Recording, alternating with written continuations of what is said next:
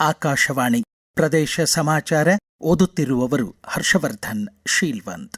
ಆರೋಗ್ಯಕರ ವಯೋವೃದ್ಧಿಗಾಗಿ ಯೋಗ ಧ್ಯೇಯದೊಂದಿಗೆ ಈ ತಿಂಗಳ 21ರಂದು ನಡೆದ ಅಂತಾರಾಷ್ಟ್ರೀಯ ಯೋಗ ದಿನದ ಬಗ್ಗೆ ಪ್ರಧಾನಮಂತ್ರಿ ನರೇಂದ್ರ ಮೋದಿ ಆಕಾಶವಾಣಿ ಮೂಲಕ ಇಂದು ಬೆಳಗ್ಗೆ 11 ಗಂಟೆಗೆ ಪ್ರಸಾರವಾದ 135ನೇ ಆವೃತ್ತಿಯ ಮನ್ ಕಿ ಬಾತ್ನಲ್ಲಿ ವಿಶೇಷವಾಗಿ ಉಲ್ಲೇಖಿಸಿದರು.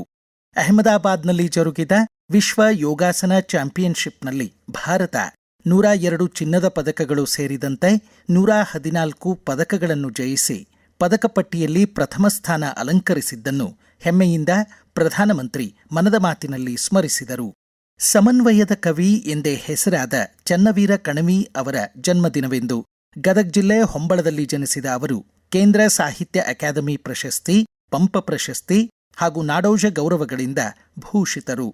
ಕೇಂದ್ರ ನವ ಹಾಗೂ ನವೀಕರಿಸಬಹುದಾದ ಇಂಧನಗಳ ಖಾತೆ ಸಚಿವ ಪ್ರಹ್ಲಾದ್ ಜೋಶಿ ಗೌರವ ನಮನ ಸಲ್ಲಿಸಿದ್ದಾರೆ.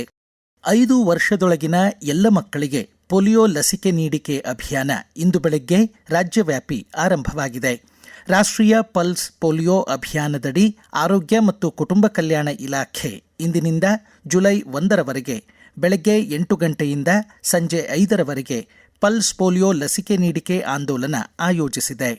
ಧಾರವಾಡ ಜಿಲ್ಲೆಯಾದ್ಯಂತ 889 ಲಸಿಕೆ ಕೇಂದ್ರಗಳಲ್ಲಿ ಪಲ್ಸ್ ಪೋಲಿಯೋ ಲಸಿಕೆ ನೀಡಿಕೆ ಕಾರ್ಯಕ್ರಮ ಜರುಗಲಿದೆ. 5 ವರ್ಷದೊಳಗಿನ 2,08,779 ಮಕ್ಕಳಿಗೆ ಲಸಿಕೆ ನೀಡುವ ಗುರಿ ಹೊಂದಲಾಗಿದೆ ಎಂದು ಜಿಲ್ಲಾ ಆರೋಗ್ಯಾಧಿಕಾರಿ ಡಾ ಎಫ್.ಕೆ. ಪರಶುರಾಮ್ ತಿಳಿಸಿದ್ದಾರೆ. 2 ಹನಿ ಪೋಲಿಯೋ ಲಸಿಕೆ ಮಕ್ಕಳ ಜೀವನದ ಆರೋಗ್ಯ ರಕ್ಷೆ. 5 ವರ್ಷದೊಳಗಿನ ಎಲ್ಲ ಮಕ್ಕಳಿಗೂ ತಪ್ಪದೇ ಪೋಲಿಯೋ ಲಸಿಕೆ ಹಾಕಿಸಿ ಪೋಲಿಯೋ ಮುಕ್ತ ಭಾರತ ನಿರ್ಮಿಸೋಣ ಎಂದು ಸಂಸದ ಶ್ರೇಯಸ್ ಪಟೇಲ್ ಕರೆ ನೀಡಿದ್ದಾರೆ. ಹಾಸನದ ಮಹಿಳಾ ಮತ್ತು ಮಕ್ಕಳ ಆಸ್ಪತ್ರೆಯಲ್ಲಿ ಪೋಲಿಯೋ ಭಾನುವಾರ ಕಾರ್ಯಕ್ರಮದಲ್ಲಿ ಮಕ್ಕಳಿಗೆ ಲಸಿಕೆ ಹಾಕಿ ಅವರು ಚಾಲನೆ ನೀಡಿದರು.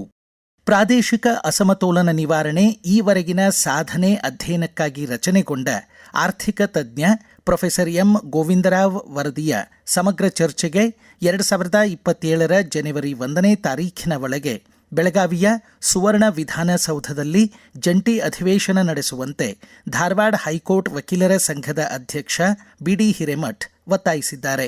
ಧಾರವಾಡದ ಕರ್ನಾಟಕ ವಿದ್ಯಾವರ್ಧಕ ಸಂಘದ ರಾಹ ದೇಶಪಾಂಡೆ ಸಭಾಭವನದಲ್ಲಿ ಆಯೋಜಿಸಿದ್ದ ಅಖಂಡ ಕರ್ನಾಟಕ ಪ್ರಾದೇಶಿಕ ಅಸಮತೋಲನ ವಿಚಾರ ಸಂಕಿರಣದಲ್ಲಿ ಅವರು ಮಾತನಾಡಿದರು.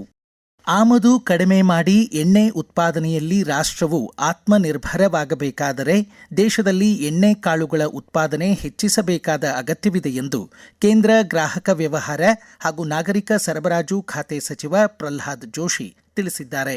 ಧಾರವಾಡ ಜಿಲ್ಲೆ ಹುಬ್ಬಳ್ಳಿಯ ಸವಾಯಿ ಗಂಧರ್ವ ಸಭಾಭವನದಲ್ಲಿ ಅಖಿಲ ಭಾರತ ಗಾಣಿಗರ ಸಂಘದ ಕೇಂದ್ರ ಘಟಕದ ವಾರ್ಷಿಕ ಮಹಾಸಭೆ ಉದ್ಘಾಟಿಸಿ ಅವರು ಮಾತನಾಡಿದರು. ಬಂಡೀಪುರ ಹಾಗೂ ನಾಗರಹೊಳೆ ಅಭಯಾರಣ್ಯದಲ್ಲಿ ಪೂರ್ಣ ಪ್ರಮಾಣದಲ್ಲಿ ಜಂಗಲ್ ಸಫಾರಿ ಮರು ಆರಂಭಿಸಲಾಗುವುದು ಎಂದು ಮುಖ್ಯಮಂತ್ರಿ ಡಿಕೆ ಶಿವಕುಮಾರ್ ತಿಳಿಸಿದ್ದಾರೆ. ಪ್ರಾಕೃತಿಕ ಸಮತೋಲನ ಕಾಪಾಡುವುದು, ಪ್ರಾಣಿಗಳ ಆವಾಸ ಸ್ಥಾನದ ಘನತೆಯನ್ನು ಎತ್ತಿ ಹಿಡಿಯುವ ಹೊಣೆಗಾರಿಕೆಗೂ ಸರ್ಕಾರ ಬದ್ಧವಾಗಿದೆ ಎಂದು ಅವರು ಹೇಳಿದ್ದಾರೆ.